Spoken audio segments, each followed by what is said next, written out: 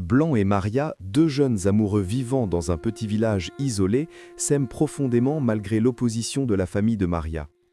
Un soir, ils décident de se retrouver secrètement sur un vieux pont abandonné, un endroit réputé hanté depuis des générations. Mais ce lieu cache plus qu'une simple légende. Il garde la trace d'un drame ancien qui va bouleverser leur vie. Maria n'avait jamais connu un amour aussi sincère que celui de Blanc. Chaque sourire de lui faisait battre son cœur plus vite. Mais son père, Leandro, refusait catégoriquement leur relation. Alors, pour continuer à s'aimer, ils se retrouvaient de nuit, loin des regards, au pont des Murmures, un vieux pont de pierre que tout le monde évitait. On disait que la nuit, on pouvait y entendre des voix de ceux qui y étaient morts. Maria n'y croyait pas vraiment. Elle n'avait peur que d'une chose, perdre Blanc. Un soir de vent froid, Blanc arriva le premier. Le pont semblait plus vivant que d'habitude. Les planches vibraient doucement.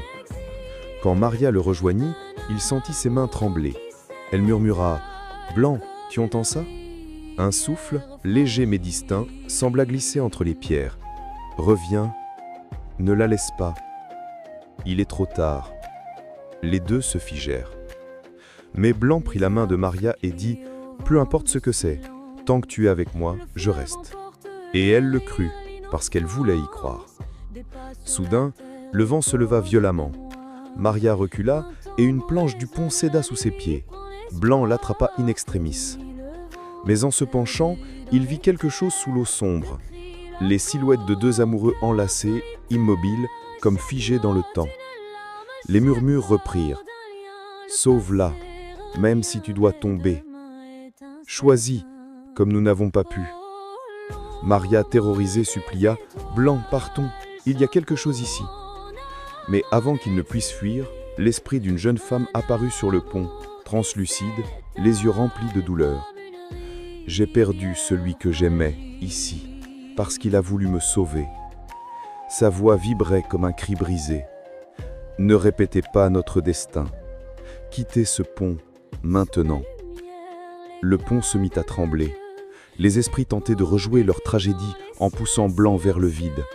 Maria hurla « Non, vous ne prendrez pas Blanc !» Elle se jeta sur lui et l'enlaça.